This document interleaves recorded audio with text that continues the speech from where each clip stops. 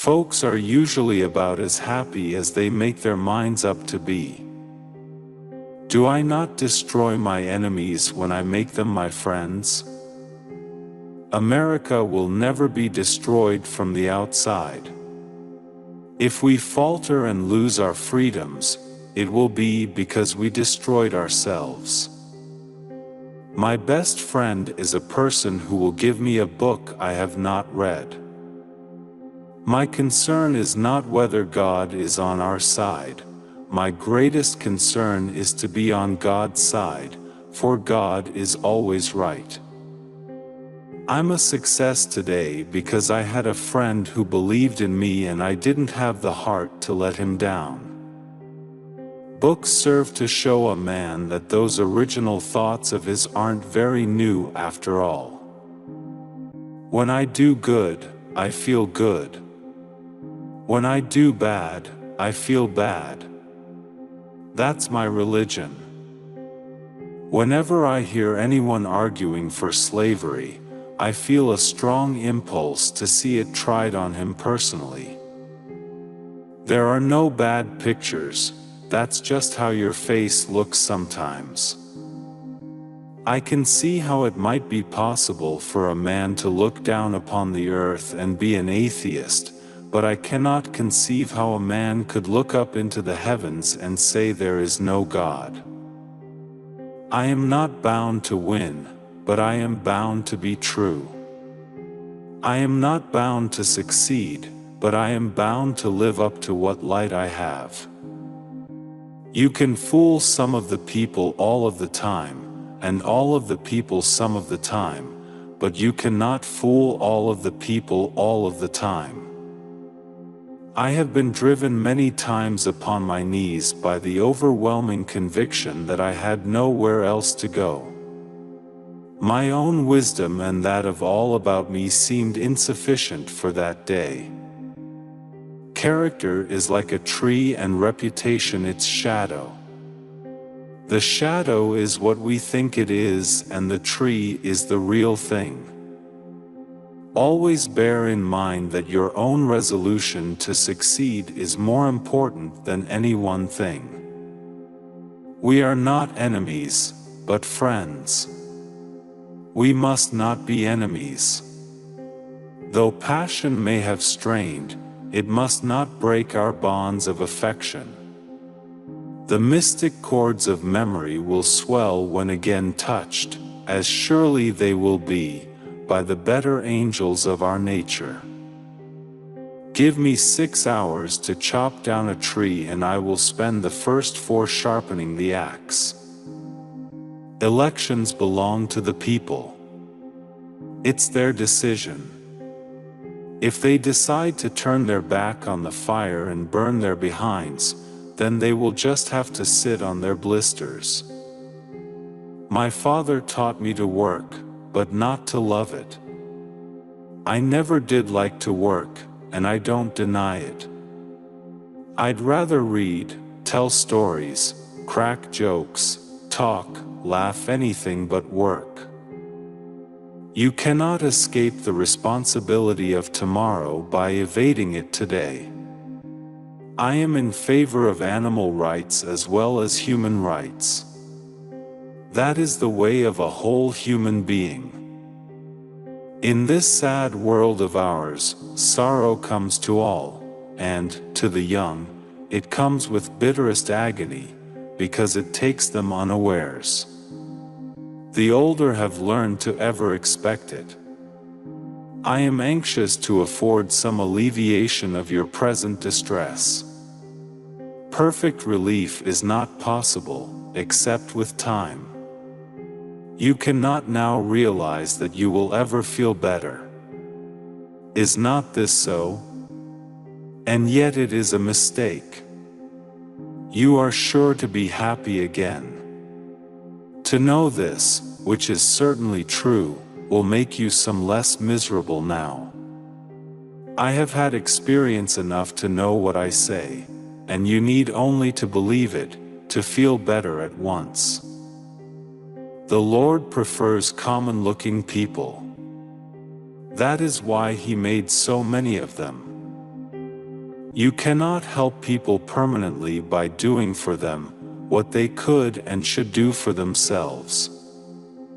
If this is coffee, please bring me some tea, but if this is tea, please bring me some coffee.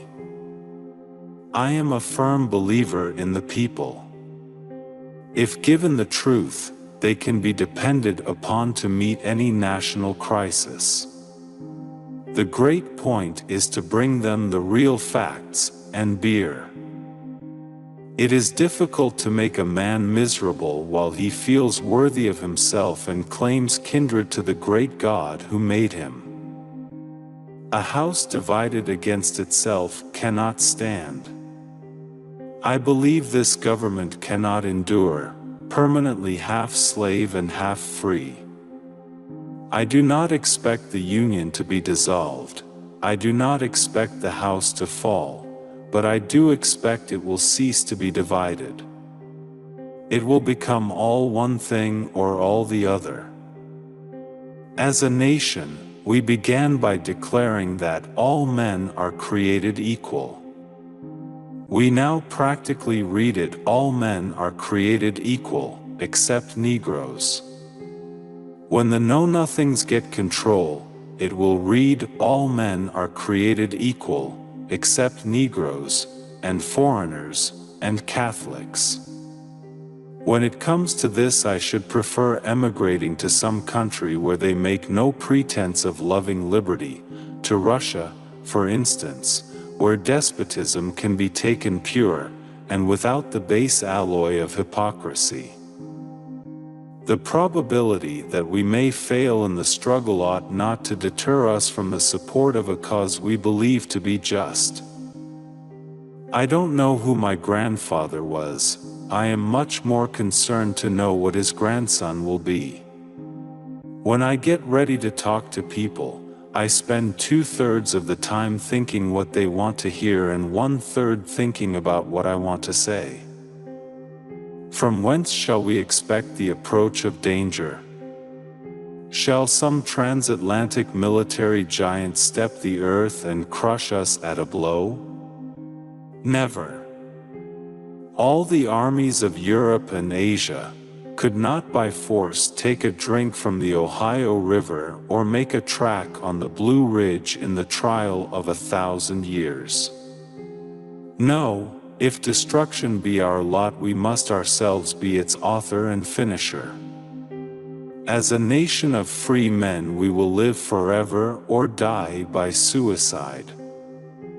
77 years ago, our fathers brought forth on this continent a new nation, conceived in liberty, and dedicated to the proposition that all men are created equal. Be with a leader when he is right, stay with him when he is still right, but leave him when he is wrong. I do the very best I know how, the very best I can, and I mean to keep on doing so until the end.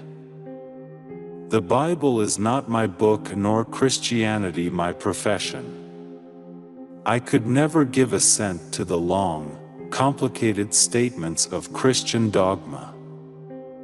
If there is anything that links the human to the divine, it is the courage to stand by a principle when everybody else rejects it. I have come to the conclusion never again to think of marrying, and for this reason, I can never be satisfied with anyone who would be blockhead enough to have me. You can have anything you want if you want it badly enough. You can be anything you want to be, do anything you set out to accomplish if you hold to that desire with singleness of purpose. The greatest fine art of the future will be the making of a comfortable living from a small piece of land. 7 years ago, our fathers brought forth on this continent a new nation, conceived in liberty and dedicated to the proposition that all men are created equal. Now we are engaged in a great civil war, testing whether that nation or any nation so conceived and so dedicated can long endure. We are met on a great battlefield of that war. We have come to dedicate a portion of that field as a final resting place for those who here gave their lives that that nation might live. It is altogether fitting and proper that we should do this. But in a larger sense, we cannot dedicate, we cannot consecrate, we cannot hallow this ground. The brave men, living and dead, who struggled here have consecrated it far above our poor power to add or detract.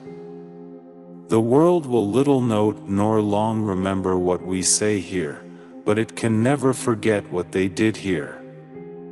It is for us the living rather to be dedicated here to the unfinished work which they who fought here have thus far so nobly advanced.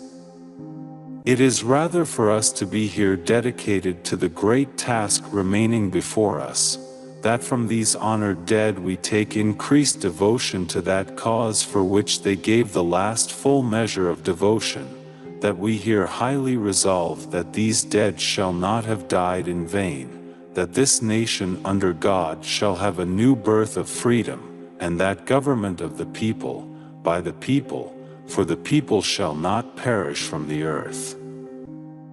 As I would not be a slave, so I would not be a master. This expresses my idea of democracy. With malice toward none, with charity for all, with firmness in the right as God gives us to see the right, let us strive on to finish the work we are in, to bind up the nation's wounds, to care for him who shall have borne the battle and for his widow and his orphan, to do all which may achieve and cherish a just and lasting peace among ourselves and with all nations. Die when I may, I want it said of me by those who knew me best, that I always plucked a thistle and planted a flower where I thought a flower would grow. It is said an Eastern monarch once charged his wise men to invent him a sentence to be ever in view, and which should be true and appropriate in all times and situations. They presented him the words, "And this too shall pass away." How much it expresses! How chastening in the hour of pride! How consoling in the depths of affliction!